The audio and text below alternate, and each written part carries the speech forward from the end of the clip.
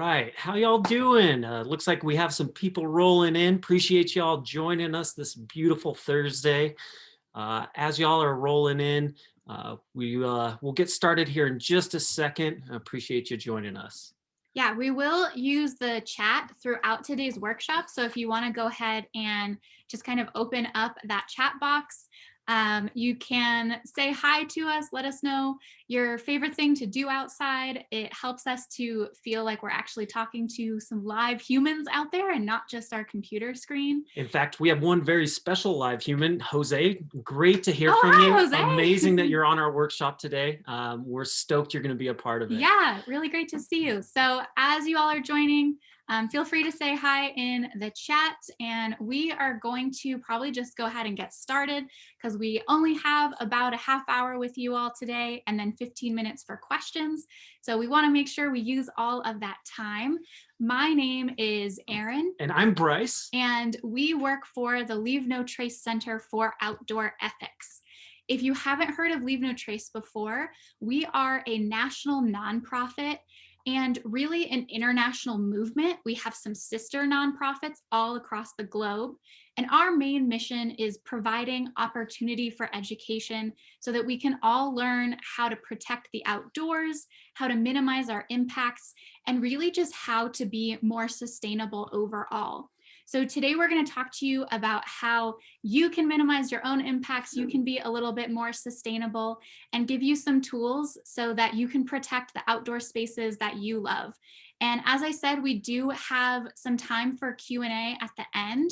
So if you have questions, you can put them in that Q&A at any time, and then we'll make sure that we get to them at the end. You can also save them, but if something pops in your head and you think you might lose it, go ahead and type it on in there. Awesome. Before we get started, I do also just want to acknowledge the Indigenous communities and Native nations whose ancestral land we recreate on and whose ancestral land we're talking about today. So for where you all are at in the Northridge area, that is the ancestral land of the Kizh, the Fernando Tatavima, the Tangva, and the Chumash. And if I mispronounced any of those, that's not my intention. Our purpose in this acknowledgement is really just to honor the traditional ways of stewarding the land that have been practiced since time immemorial and to this day. And if you're ever curious about how or whose ancestral land you're recreating on, we're going to drop a resource in the chat so that you can always research that when you're getting outdoors. All right, so I kind of want to start our workshop off today by posing a question to you all. And for those quick typers out there, you can type it in the chat. But what do you all think leave no trace means? If you had to define leave no trace, what do you think that is? And we'll see who takes a shot at this, takes a stab at it. But if you had to define leave no trace, what would you say? We've got someone saying respecting the environment. Leave it as you found it. Yeah, April says leave it as you found it. Absolutely. So respect the wild and all the things living in it. Yeah. Totally. Yeah. So I like to kind of remind people that, you know, if we were truly leaving no trace, we'd have no roads, no campsites, no trails. So we're always doing this balancing act, a balancing act of humans enjoying nature and recreating it and doing all these fun and awesome things, but also not loving places to death, not being, extremely impactful to our outdoor spaces. So leave no trace defines, leaving no trace as a framework for making good decisions when you go outside. That means that whatever ecosystem I go to, whatever activity I'm doing, I have the knowledge, the skills, maybe the gear or expertise that are going to make me able to minimize my human caused impacts from recreation and be a better steward in the future afterwards. So really, we're leaving as little trace as possible. It doesn't look nearly as good in a logo or on the side of our car, but that's what we're striving for, is leaving as little trace as possible, realizing that it's always a balancing act.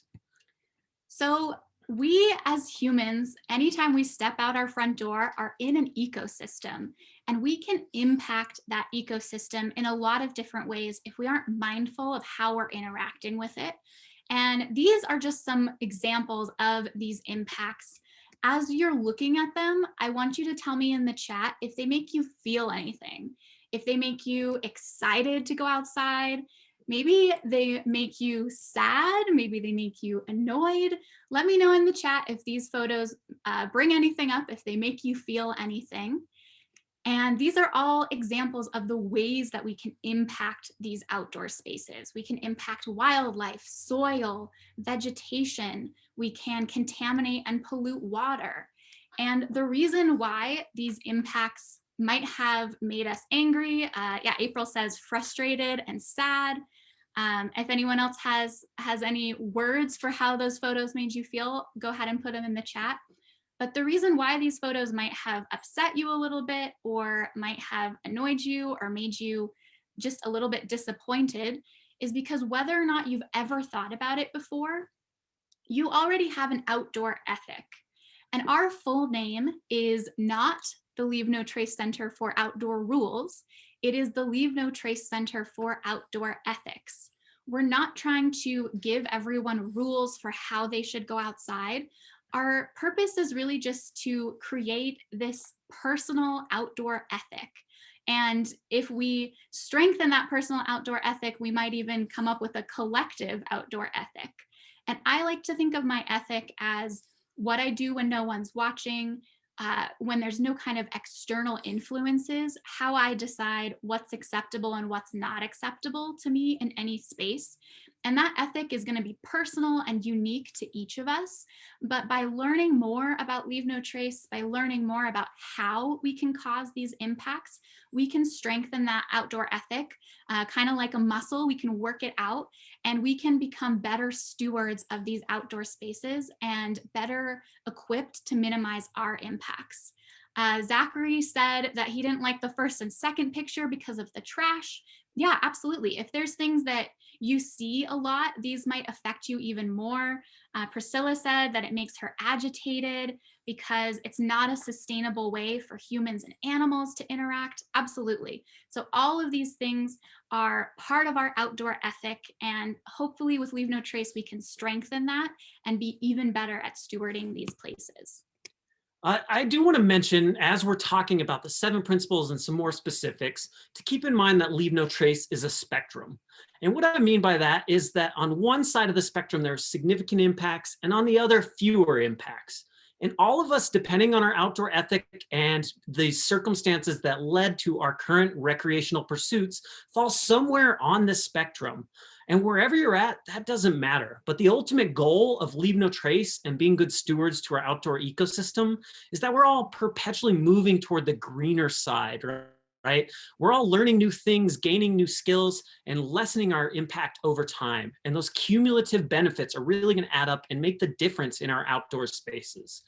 So if you pick up one piece of trash on your next neighborhood walk, you've left no trace and moved toward that greener side.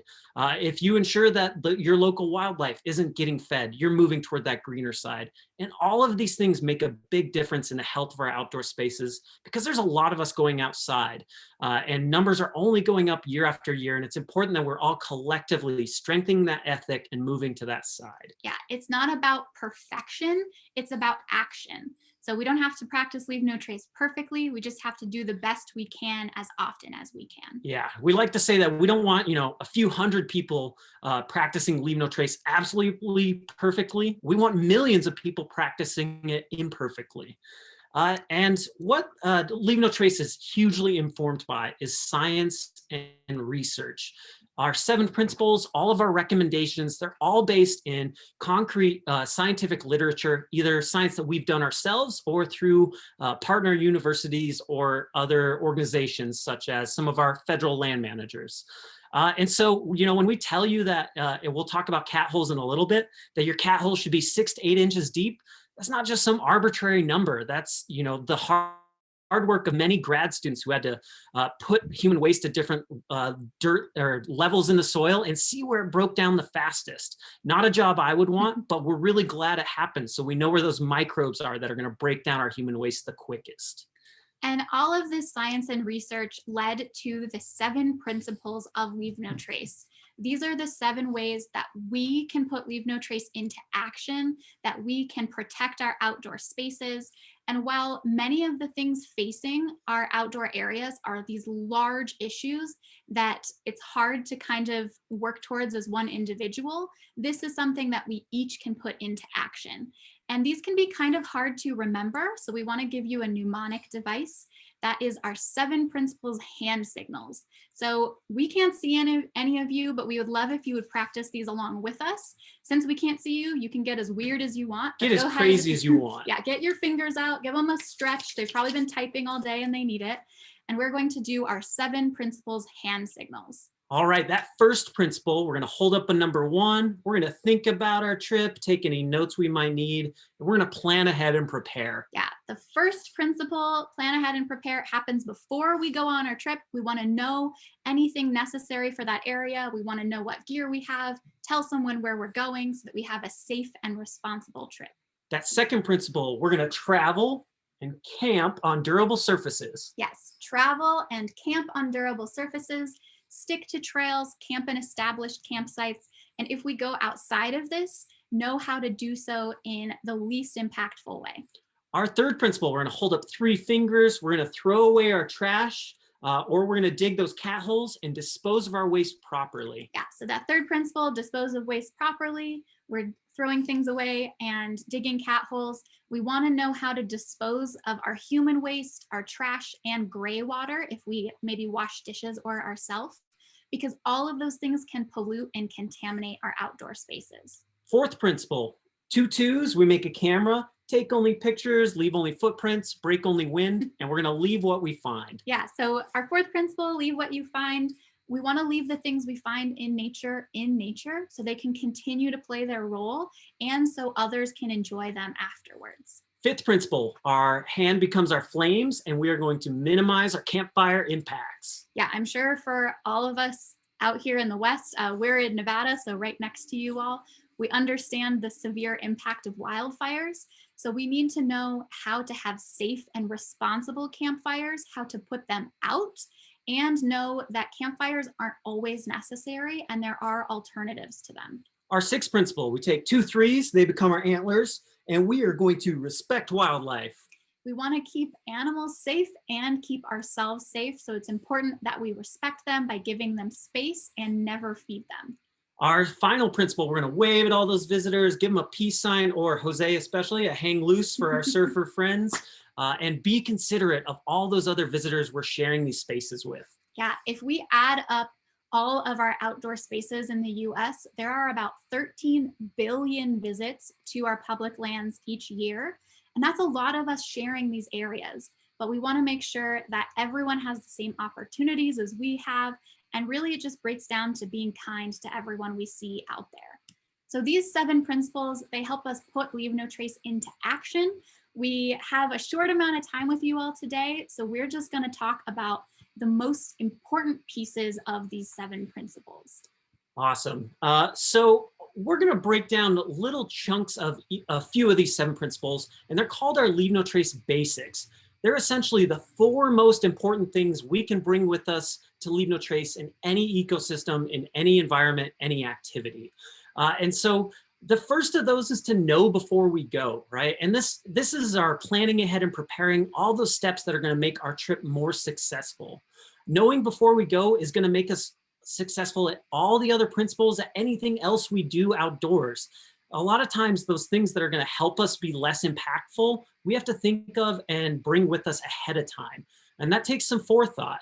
That means that we might need to contact a visitor center or talk with a ranger over the phone, perhaps do a bunch of research online so that we're going to know what equipment we might need, what conditions we'll run into, permits. All those things fall into this know before you go. In addition, so does our gear, all the things we need to bring with us so that we're more comfortable, that our trip is more leave no trace, and that we're safe. Those are our 3 main goals with the gear that we bring with us. And to explore a little bit more about this, we're going to pose a situation to you all. We're all, as a group, going to do a virtual hike to the desert. In that know before you go arena, what do you all think would be some things we would want to think about, before our hike in the desert. And let me know in the chat some of those things we would want to either research or bring with us for this activity. Temperature. Priscilla, Ah, great. Yeah. yeah. Here, where this picture was taken in the summer, it could be upwards of 110 degrees. Yeah. Sabrina says accessibility of water. Absolutely. And in the desert, we need to bring even more with us. So we'd probably want to bring that and know if there's anywhere we could fill up our water. Ooh. Someone else also said, Priscilla also said amount of water needed.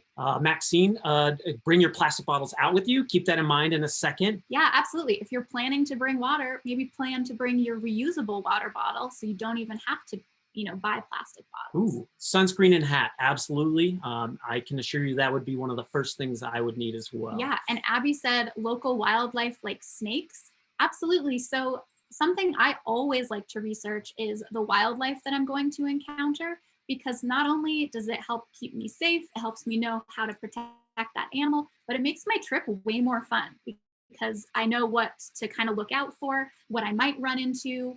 And that to me just makes my trip all that more enjoyable. So research those kinds of things that are going to make your trip more fun too. So all of these things are really important to do. And it's not just for long trips, it's for any trip we're taking. Even if we're just going for a short walk around our neighborhood, we still want to try to think through things, because all of our outdoor spaces, whether it's in our neighborhood or in a national park, can be affected and impacted by us. So we still want to practice leave no trace there. The next thing we want to think about is our trash. And we want to try to pack out everything we pack in. And when I say everything, I really mean everything. Even things like the biodegradable trash, like orange peels or apple cores, those can have a pretty significant effect on wildlife. So it's really important we still pack those out. So we have some different types of trash, and I want you to tell me in the chat how long you would think they take to totally decompose. So an orange or a banana peel, it takes the same amount of time. Tell me in the chat how long you think it would take to totally decompose. Guesses are encouraged. This is a safe space, don't worry. Yeah. And I do discourage you from just Googling this in the background. Try to just come up with a guess. So we've got 2 months as a guess, 5 years. Ooh, a little bit of difference 3 there. months, depends on rain. Yeah, definitely. This study looks at an average climate, and it takes about 2 years in an average climate. It can be longer in the desert, shorter in more humid areas, but it lasts a significant amount of time. And because these are food items, they attract animals, and it's not their natural food source, so it can be pretty harmful to them. All right, y'all. The next item on our trash timeline is an aluminum can. Put those guesses in the chat. Let me know what you think, how long an aluminum can would last. And while you're typing that, I'll let y'all know. Oh, we got guesses coming in quick. 10 years, 100 years. Ooh, Priscilla, I feel like you've done this before. Yeah, Maxine, 10 years as well. So 80 to 100 years is what we're looking at for our aluminum cans. And these are significant because they a lot of times end up in a fire pit because people are trying to burn trash. And a Forest Service study found that almost every type of trash, aluminum included, releases carcinogens, cancer-causing chemicals, not just known to the state of California, that really can harm us when we burn them. And aluminum is specifically linked to brain cancer, so definitely something we want to avoid. But it brings across an important point that we want to make sure to try to recycle these items as much as possible. Aluminum is actually really cool. It's one of the few things that we produce that is endlessly recyclable. Most of the times, it actually only takes 3 months for a can to be recycled and then back on the shelf as another product. So realizing that instead of throwing these things in our fire pit or just throwing them away, recycling aluminum is going to help us bring Leave No Trace home as well. Yeah, these things take the same amount of time to decompose in a landfill. So if we can avoid that, that's even better. We have one more piece of trash, and that is a plastic bottle. So go ahead and let me know your guess for the plastic bottle in the chat. I will give you a hint. Plastic doesn't biodegrade, it photodegrades, which means it doesn't break down kind of organically. The sun just breaks it down. If that gives anybody any hints, we've got 500, 200, 1,000. So it actually lasts indefinitely. Plastic never truly goes away. because as the sun breaks it down, it only gets smaller and smaller and smaller, and then it just becomes microplastics. We've heard a lot about microplastics in association with the ocean, but they've actually been found in almost all of our riverways, our lakes. There was a study in Colorado a couple of years ago where they collected rainwater, and 80% of the rainwater they collected contained microplastics. It has also been found in the snowpack in the Sierra, so right in our backyard. So not all of this microplastic is from plastic litter. There's industrial plastic, there's microfibers from our clothing. A lot of things contribute to this, but it's important to know because if we're leaving plastic items as litter, they're right near those waterways, right where animals can be affected. And we actually know that our trash has a huge effect on animals. These are all just some recent articles from the last month. Last year in Colorado, there were 120 bears euthanized because they got into trash, and that caused them to be aggressive and caused a lot of problems. Marine life, the #1 killer of marine life is plastic pollution in the ocean. And even our kind of PPE trash right now in the pandemic is having an effect on wildlife. So all of this trash, it's really important that we pack it out and that we have a plan to pack it out. So we bring a trash bag with us or something like that. So besides packing out our trash with us, one of the other biggest things we can do to be respectful of wildlife is to give them space, to make sure they have enough room to go about the business and not be affected by humans. And remember, it's never just the one human interaction. For most of these animals, it's likely millions of human interactions per year.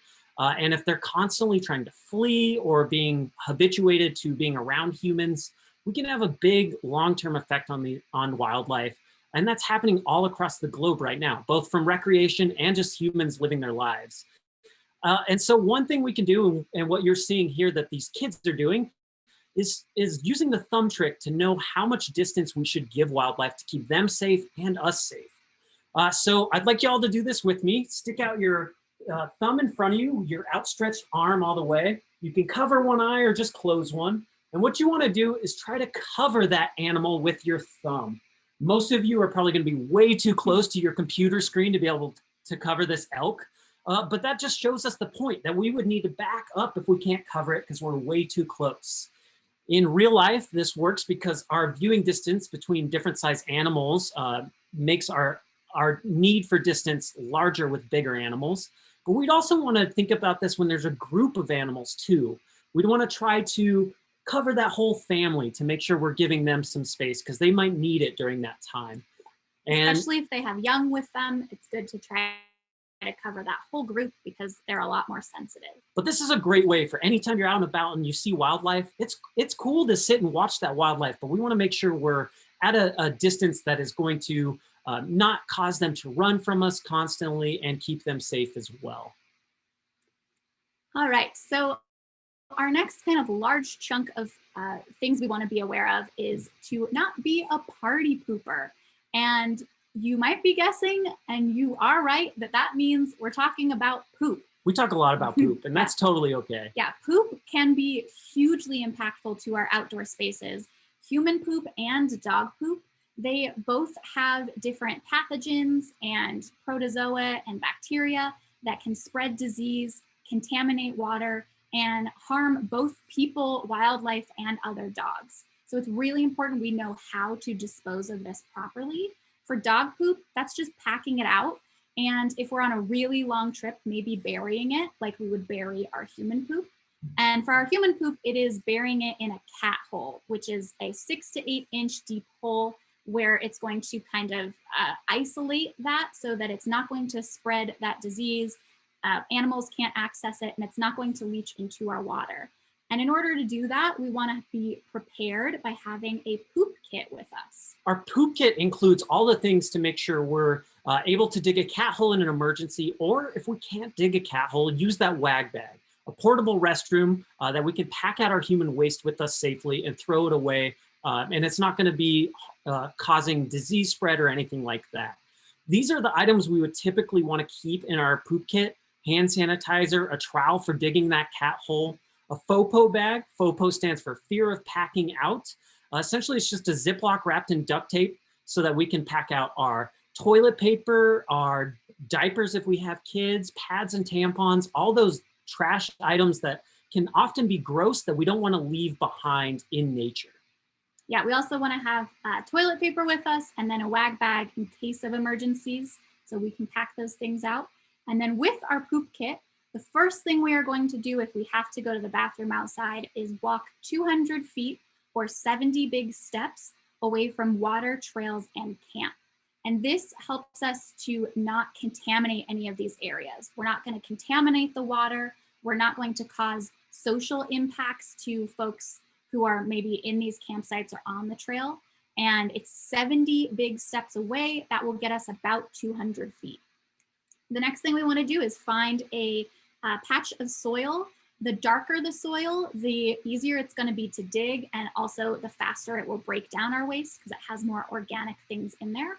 But we want to dig that cat hole. So it is 6 to 8 inches deep. That's the layer of soil that will break our human waste down the fastest. That is what those poor grad students who buried human waste and digged it up periodically found for us. And that is about the length of a trowel or that little shovel that you might have.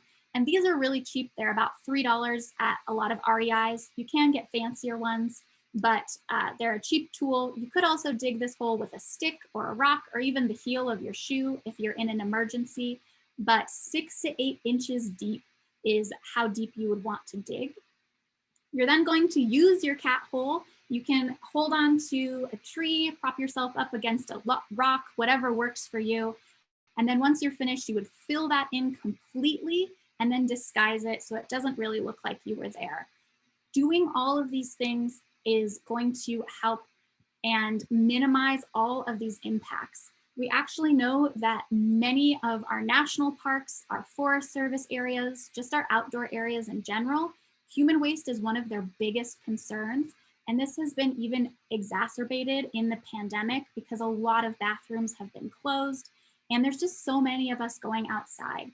So even if we're not going on long backpacking trips, it's important to know this skill and just kind of have it in your back pocket for emergencies. We want to go 200 feet, 70 big steps away from water, and dig a 6 to 8 inch hole. Doing those things is going to go a long way in protecting our outdoor spaces. And our last Leave No Trace basic that we want to cover with y'all is that we're better together. Remember, we need to be considerate of all those other visitors that we're sharing these spaces with. And sharing is the key word there, right? A lot of times we're doing very different things on the same trails, and that can cause user conflicts, that can make people's perceptions toward each other change. And we want to realize that we're all in this together, and we want to be as inclusive and welcoming to the outdoors as possible. This is really important right now during the pandemic. Almost every outdoor space in the nation is seeing huge record numbers in visitation. And that's great. Nature has been one of our few outlets for our mental and physical health during all this. We want to make sure we know how to share it and leave no trace at the same time. It's the best time to get all these people who are new to the outdoors on board with how they can protect these areas. And that's what we hope to do, because we're making a lot more people, but we are not making a lot more land. So we would like you to tell us in the chat your kind of final question for this afternoon is, what do you like to do outside and what benefit does it give you? So you maybe like to garden or go for walks or ride your bike or go on long hikes or ski, whatever it is you like to do. And maybe you get exercise, maybe you get peace and quiet or tranquility, or you really like to listen to the sounds of nature. Whatever it is, let us know in the chat what you like to do outside and what benefit it gives you. One of my favorite things to do outside that is new for me during the pandemic, I've been doing a lot more trail running, and I get a lot of exercise, and I get just kind of a piece of my day where I can kind of reset a little bit. And that's really been something that I've been enjoying. Ooh. So we have Sarah likes to hike for exercise. Awesome. Paddleboarding, you get relaxation. Yes. We have the smell of a campfire. Ooh. And stargazing gives me peace. Oh, that brings me back to my childhood right there. Some campfire and stargazing. Stargazing is really wonderful. Gardening and camping.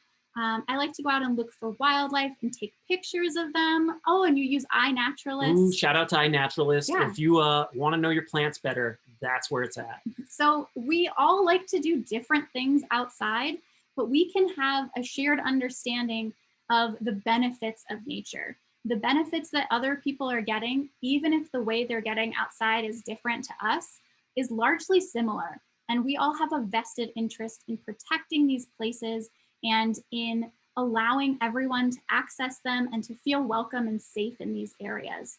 So that's really what Leave No Trace helps us do, protect these areas so that we can continue to enjoy them, so that others can continue Yeah. to So we enjoy can them. keep being like Adriana and enjoying those long hikes, rock climbs, and just, Yeah, de-stressing and enjoying that fresh air. Those are all yeah. great things. Fresh air and challenging yourself. Yeah, nature provides us with a really unique opportunity to challenge ourselves. And it's important to just keep all of these things in mind, that even if someone's doing something different to us, we understand those benefits and we know collectively that these places are worth protecting and that the outdoors are a really powerful tool for our mental and physical health. So So go we ahead. uh we know we have a short window of time with y'all. Believe us, we do a 5-day field-based course, and even that doesn't cover all of Leave No Trace. So there's no way we could squeeze it in a half hour. But we do have 15 minutes left for any questions y'all might have. Feel free to type them in either the chat or the Q&A function. We can see either of those. And while you're doing that, we'll go through a few resources that we want to leave with y'all as well. But your questions can be anything we didn't cover today. You can ask us how we typically live out of a car and camp 300 nights a year. Anything's fair game. Let us know what you would like to know. And some of those resources are those Leave No Trace basics that we talked about today. And they are in both Spanish and English. They're very shareable for social media so that you can get all your friends on this collective outdoor ethic. And we all at least have those bare minimum things we can do to protect nature. Beyond that, the Leave No Trace traveling teams make videos nearly every week. And they are good way. It's good for showing skills and how we can do different things outdoors to protect it. Go check out our YouTube channel at Leave No Trace Center and share those videos with others or learn more skills for yourself. We also, as Bryce was saying, have more training. So especially if you are going to kind of pursue outdoor education as your kind of field of work after you finish school, these are a great resource to learn more about Leave No Trace.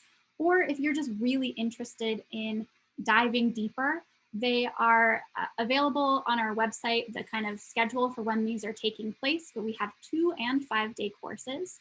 And then you can also sign up for our newsletter. We are constantly doing research. We are coming up with new practices and resources. This is a great way to just kind of stay updated on everything that's going on.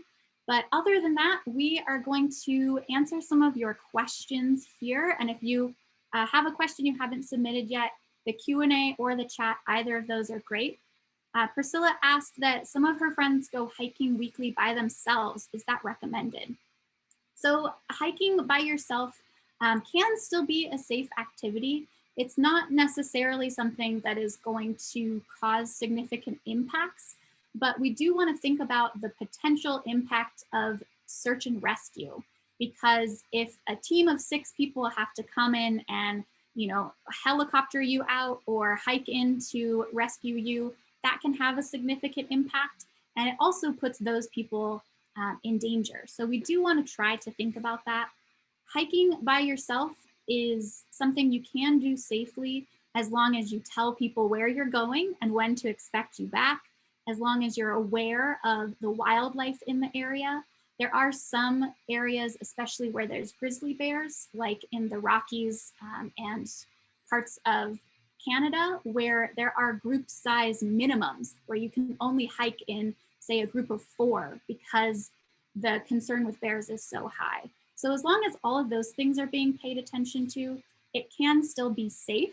But I would recommend, if you're worried about your friend, volunteering to go with them. That could be a good opportunity. Sabrina had another great question. When researching locations, what are the best websites or resources to check out, and how can we find accurate data about the site? Well, the best place to get that information is directly from the horse's mouth, so to say, right? Is to find the land manager for that park or protected area. If it's a city or a municipal park, that's typically going to be your city or your county. Or if it's a federal land management agency like the BLM, the Forest Service, or the National Park Service, they always have ranger stations and visitor centers. Those are going to be your best, most up-to-date sources of information. And honestly, I can't stress enough how easy it is to just get on the phone and call these places. Mhm. Honestly, rangers just love talking to people and giving them the right information. Their websites are great. And beyond that, it can be tough, right, to find the right leave no trace information. But looking and trying to really just assess which maybe blogs or websites are going to be giving us good information, and maybe trying to make sure that's reflected other places is going to help us make informed decisions. Yeah, part of what we do in our job is work with park rangers to help them provide that information. And they often express to us the struggle when, really popular blogs have not really the correct information. And a lot of times people come to areas thinking that dogs are allowed, or thinking that a hike is not as long as it is because they found kind of incorrect information. So, as Bryce was saying, going directly to that land manager. And if they have a social media, especially if it's a place you go all the time, I really recommend following them on social media because they're going to have a lot of updated information, even just about conditions in that area. Perva has another great question here. I am terribly scared of reptiles, especially snakes. What measures can we take to keep ourselves safe from those snakes and other dangerous reptiles? I am also very afraid of snakes, and we live in a desert environment where there are rattlesnakes. Something to be aware of is research maybe the kind of time of year for the area so that you can know when to be on the lookout. And for the most part, when you're hiking on trails, especially if you're choosing kind of wide trails, you're going to be able to see them. It's pretty rare that they're going to be kind of right at you. I also like to think about just the statistics of how many people are getting outside in areas where there are, dangerous wildlife, and how few of them are ever actually harmed by that wildlife. So statistically, it's pretty unlikely. But just being mindful, especially if you're hiking on, rocky areas or putting your hands in spots, just visually checking before. And it can also be helpful to make a little bit of noise. Not going off trail in those Yeah. areas will help so that you can see what's below you. Absolutely. Yeah. And that can be another thing that is helpful to talk to rangers about because they'll know really up to date information about how many wildlife spottings there've been, those kinds of things. Another good question Priscilla asked is, what is the balance between bringing enough water and using a water filter? That largely depends on where you're going, right? That brings it back to that know before you go stage of those basics. When we want to do a little research and know, typically in my backpacking and day hiking experience, I don't like to carry more than 4 liters because it gets very heavy. Mhm. That's a lot of water. That's going to get you through most of the times at least a half day of activity, maybe a little more, even if you're in a hot ecosystem. But if you need more than that and there's no water sources available, don't be afraid to bring it with you or more than you need. And if you're going to be out longer, a water filter is the preferred method. I don't want to shout out any brands, but a lot of inline filters work really well for those in the moment water filtration needs that you may have on the trail. Yeah, you do always want to make sure that you research if there will be a space to filter water, though. A lot of areas, there's seasonal water, so you can't always depend on that stream being there or something like that. So that's something you'd want to add in on your research. Maxine asked about sustainable off-grid living. That's not really one of the kind of main components of our work, so we don't really have much great research on that. But everything that applies in Leave No Trace applies at home too. So thinking about, how we interact with the environment and how we can minimize those impacts. Everything that we do outside is still important to do in our own backyards. So that's kind of the best way to think about that, but we don't necessarily have resources for off-grid living.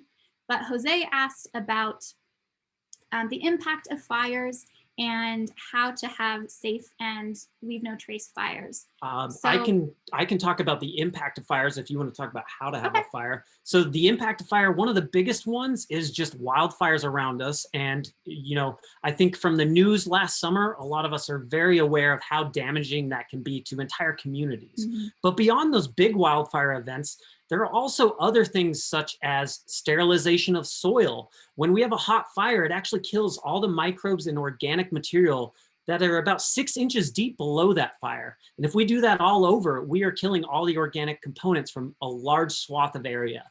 So that's why if we do have a fire, we want to try to concentrate it to areas. Well, I'm covering your part of the question. Yeah, so we want to have fires in existing fire pits. We don't want to build new fire pits. And if you're camping in a kind of established campsite, there's likely already one there for you that is set up perfectly. If you're doing more dispersed camping or backcountry camping, it can be tempting to build a fire pit, but we want to avoid that as much as we can unless it's an extreme safety situation, because as Bryce was saying, we'll sterilize the soil. The other thing to think about is, what are we burning? In a lot of desert environments, there's not much woody debris. And if we're taking the few kind of sticks in that area, those things actually break down and add nitrogen and carbon to the soil, which makes it possible for new plants to grow. And if everyone is taking those away, there's not going to be that carbon and nitrogen in the soil. So one of the best things we can actually do is buy local firewood. It kind of can seem counterintuitive, but that is actually the most leave no trace source of our firewood, is buying, and it should be local firewood, because there can be bugs and creatures living in it. And if we transport it too far, we can bring those species and introduce them to an area that they don't really belong, and they can have an effect there. And I think the last piece about fires is how to put those fires out completely. Mhm. Between 80 and 90% of all fires nationwide in the US are human caused. So although fire is a natural part of our forest cycles, not nearly at the rate that we are creating them. So with that, most of those fires were created by people just leaving them and leaving the site itself, or just going to sleep. So we want to make sure our fire is completely out. And the way we tell that is by making campfire soup. We're going to pour a lot of water and drown that fire. We're going to stir it up multiple times, and then our fire should be cool to the touch. We should literally be able to hold our hand right over those coals and feel no heat over the entire surface. That also implies that we burned everything to ash, right? That there's no big log still left behind. So that takes a little planning, a little patience, and making sure that fire is completely out. Yeah, the other really big thing to think about with fires is doing your research, because there are red flag warnings, there are fire bans, there are fire restrictions. So we want to make sure we research the area that we're going, and if we're actually going to be able to have a fire. Because if they're not allowed in that area, it's usually just because the fire danger is so significant, or because the local kind of firefighting force is already stretched so thin that if a fire were to start, it is not going to be able to be put out in any kind of reasonable time. So it's really important to do that research as well. For pretty much most of California, you want to have a California campfire permit, and you can get those online. There's a little quiz that you take and a video that you watch, and they're good for a calendar year. So if you're going camping, even just to use a camping stove, you should technically have one of those campfire permits. I will find the link for that and drop it in the chat for you all, but that is another thing to be aware of with fires, especially out here in the West, where we just have such a high fire danger. So as Aaron's finding that link, I will drop our contact information for y'all. I think we got to most of your questions. We do talk pretty fast, so thanks for hanging in there. But if you have more you didn't want to ask in this format, or you have ideas to throw at us, that's our email address there. Drop us a line. We'd love to work with y'all. It's really important that we, really try to address a lot of the impacts that happen to our outdoor spaces, that we all build this collective outdoor ethic so we can take care of nature together. Yeah, and we really hope that you learned something, that you got inspired to minimize your impact in some way, or to maybe teach your friends and family, because Leave No Trace really doesn't go anywhere if it's just Bryce and I talking to our computer about it. What's going to really help preserve these areas and protect our environment is all of you putting this into action. And remember, it's not about perfection. It's just about doing the best we can as often as we can. And we want to really protect these areas because of all those awesome benefits and all those activities that we like to do. We want to continue to have that as part of our lives. So we hope that you got some good information from us. We have about 1 minute left. So if you have any last minute questions, pop them in that chat. And otherwise, we hope you have a great rest of your day, and hopefully you get to get outside this weekend. Priscilla, thank you for being here. Yeah, Happy thank you all someone so much. appreciates all that science for sure.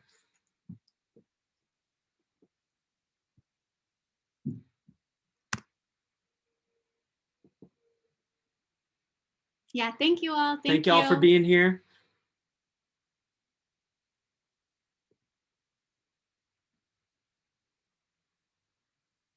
Appreciate it, y'all.